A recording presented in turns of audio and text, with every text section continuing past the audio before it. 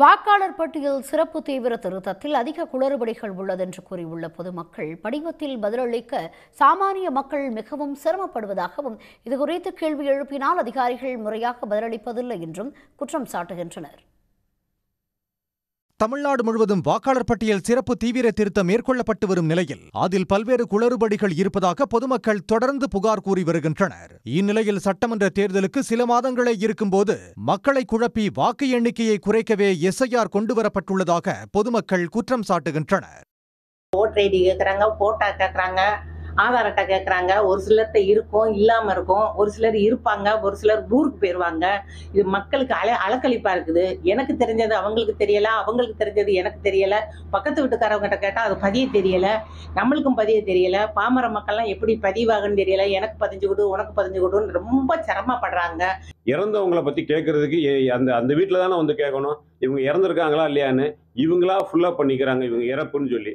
இந்த இடம்பெயர்ந்தவங்க இங்கேருந்து 5 வருஷத்துக்கு முன்னாடி இடம்பெயர்ந்தவங்கன்னு சொல்லி இவங்களா இடம்பெயர்ந்தவங்க சொல்கிறாங்க. ஆனால் அவங்களுக்கு இங்கே ஓட்டு இருக்குது. அப்போ இவ்வளோ நாள் ஓட்டு இருக்கிறவங்களுக்கு இங்கே வந்து பூர்வீகத்து குடிமக்களுக்கு இங்கே சொந்த வீடு இருக்குது, எல்லாமே இங்கே இருக்குது. அப்போ இவங்களை இங்கே நீக்கிறாங்க. இதுக்கு என்ன காரணம்? ஏதோ பதிவு பண்ணணும், ஆதார் அட்டை அது இதுன்னு போட்டோ எடுக்கணும்னு சொல்கிறாங்க. அதனால் எங்களுக்கு ரொம்ப சிரமமாக இருக்குது. நாங்கள் இங்கேருந்து பஸ் சார்ஜ் 500 செலவழித்து போய் அவங்க வராட்டினா நாங்கள் திருப்பி இங்கே வந்து கூலிக்காரவங்க இத்தனை விட அலைய முடியுமா? இந்த திட்டத்தை கொஞ்ச நாள் ஒதுக்கி வச்சுட்டு ஓட்டு எலெக்ஷனாக முடிச்சது அப்புறம் பண்ணுறதுக்கு செய்யுங்க. வாக்காளர் பட்டியல் சிறப்பு தீவிர திருத்தத்தை இப்போது ரத்து செய்து சட்டமன்ற தேர்தலுக்கு பிறகு நடத்த வேண்டும் என்ற கோரிக்கையும் எழுந்துள்ளது. வரைக்குமே யாருமே ஃபார்மே பெரும்போது கையிலே வச்சுட்டு இருக்காங்க. அது எப்படி ஃபுல்லப் பண்றதுனே அவங்களுக்கு தெரியல. அதுக்கு ஒரு சரியான வழிகாட்டியும் ஒன்றும் கிடையாது. எடுப்பிலே ஒரு மாசத்துல இது நிறைவேற்றவே முடியாது. ஒரு மாதத்துக்குள்ள நிச்சயமா அதை வெற்றிகரமாக திருப்திகரமாக செயல்படுத்த முடியாது. அப்போ அந்த ஒரு மாசத்துக்குள்ள வெளியில உள்ளவங்க இங்க வர முடியல அப்படின்னா அவங்களுடைய வாக்குரிமை பாதிக்கப்படும். அதற்கு பின்னால அவங்க போய் எலெக்ஷன் கமிஷன்ல அதை எடுத்துட்டு போய் திரும்ப சரி பண்றதுங்கிறது மிகப்பெரிய பிரச்சனைகளை உருவாக்கும். வேற வீட்டு ஃபார்மை கொண்டு வந்து எங்க வீட்டில் கொடுத்துட்றாங்க, எங்க வீட்டு ஃபார்மை கொண்டு வந்து வேற வீட்டில் கொடுத்துட்றாங்க. இது ஃபில்அப் பண்றதுக்கு ரொம்ப சிரமமா இருக்கு. கேட்டால் இவங்க தான் இருந்தாங்க, நீங்க தான் ஃபில்அப் பண்ணி கொடுக்கணும். போட்டோ கூட முந்தைய அட்டையும் கேட்குறாங்க, இப்போ உள்ளதையும் கேட்குறாங்க. அந்த பழைய போட்டோ இப்போ உள்ள போட்டோலாம் கேட்குறாங்க. ரொம்ப குளறுபடியான விஷயங்கள்லாம் நிறைய நடக்குது. இப்போ கொடுக்குற இந்த பாரம் படித்தவங்களுக்கு புரியலை.